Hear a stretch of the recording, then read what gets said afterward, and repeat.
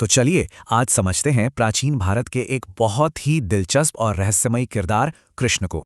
कुछ कहानियों में वो एक नटखट चंचल बालक हैं जिनके पास हैं कुछ अनोखी शक्तियां, तो कहीं वो एक वीर राजकुमार हैं, एक कमाल के रणनीतिकार। और हाँ, उन्हें एक महान गुरु भी माना जाता है जिन्होंने दुनिया को एक बेहद अहम आध्यात्मिक ग्रंथ दिया। लाखों लोगों के लिए तो वो भगवान का सबसे बड़ा रूप है, सुप्रीम पर्सनालिटी ऑफ गॉडहेड। तो आखिर कृष्ण हैं कौन? ये समझने के लिए उनके अलग अलग रूपों को देखना होगा। शुरुआत उनके बचपन से। ये कहानी शुरू होती है कृष्ण की भूमि ब्रज में, करीब 3200 ईसा पूर्व। उनका जन्म ही एक भविष्यवाणी के साथ हुआ और दुष्ट राजा कंस से उनका बचना भी एक चमत्कार था।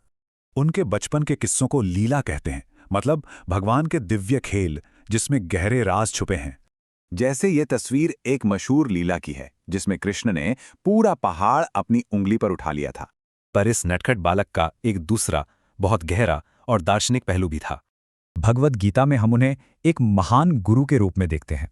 गीता का ज्ञान महाभारत के युद्ध के मैदान में दिया गया, जो दो चचेरे भाइयों के परिवारों के बीच था। यहीं कृष्ण योद्धा अर्जुन को अपना कर्तव्य निभाने की सलाह देते हैं, चाहे कुछ भी हो।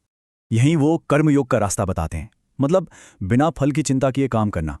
ये जो कर्तव्य और वैराग्य का फलसफा है, ये सिर्फ कहने की बात नहीं बल्कि एक जीता जागता अनुभव है। और इसका सबसे अच्छा उदाहरण है ब्रजभूमि की अनोखी तीर्थयात्रा। देखिए, एक होती है तीर्थ यात्रा मोक्ष के लिए और दूसरी है ब्रज की वन यात्रा जो गोल घूमती है। वन यात्रा का मकसद कुछ पाना नहीं, बल्कि सीधे कृष्ण की लीला का हिस्सा बनना है। इसका असली लक्ष्य है भक्ति रस को महसूस करना, यानी भगवान के लिए कभी न खत्म होने वाला प्रेम। कहते हैं कि एक सच्चा भक्त इस दिव्य प्रेम के लिए मोक्ष तक को ठुकरा सकता है। तो कहानियों से लेकर भक्ति तक कृष्ण का असर बहुत गहरा और सदियों पुराना है।